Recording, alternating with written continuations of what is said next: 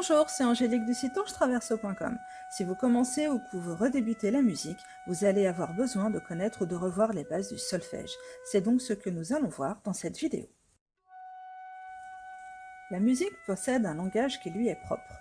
Elle utilise une portée sur laquelle sont indiqués tous les signes utilisés dans l'écriture musicale.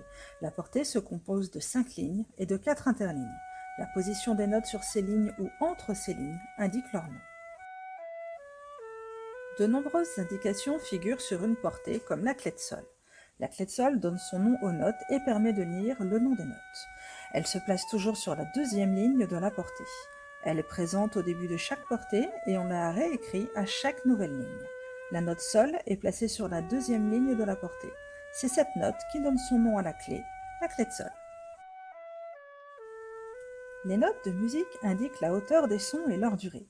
Il existe 7 noms de notes: Do, Ré, Mi, Fa, Sol, La, Si. Toutes les notes ne s'écrivent pas au même endroit sur la portée et ne produisent pas le même son. Les notes de musique s'écrivent de gauche à droite sur une ligne ou sur une interligne.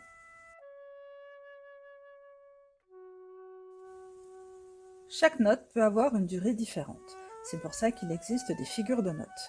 Elles indiquent la durée des notes placées sur la portée. Il existe 7 figures de notes différentes, chacune représentée par un dessin. Pour se repérer, la noire a un rythme simple, c'est-à-dire qu'on compte jusqu'à 1. La noire vaut donc un temps. La blanche, elle, vaut 2 temps.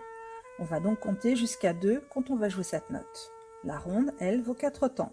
On va donc compter jusqu'à 4 quand on jouera cette note.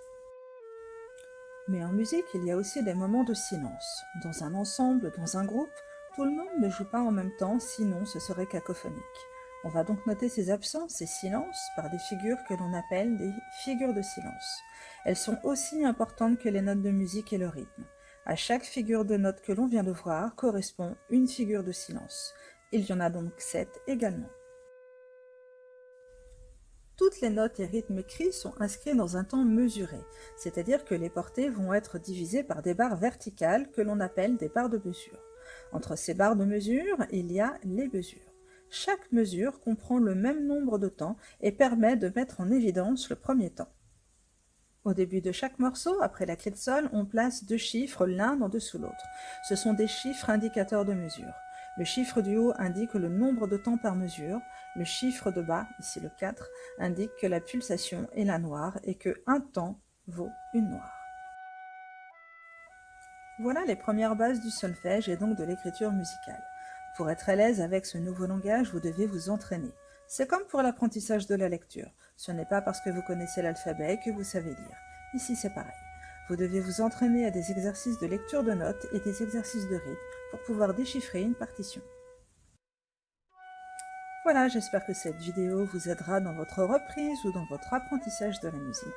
Partagez cette vidéo, appuyez sur le pouce en haut, abonnez-vous à la chaîne et surtout activez la cloche pour ne rater aucune autre vidéo. Et je vous dis à très vite sur Ange Traverso.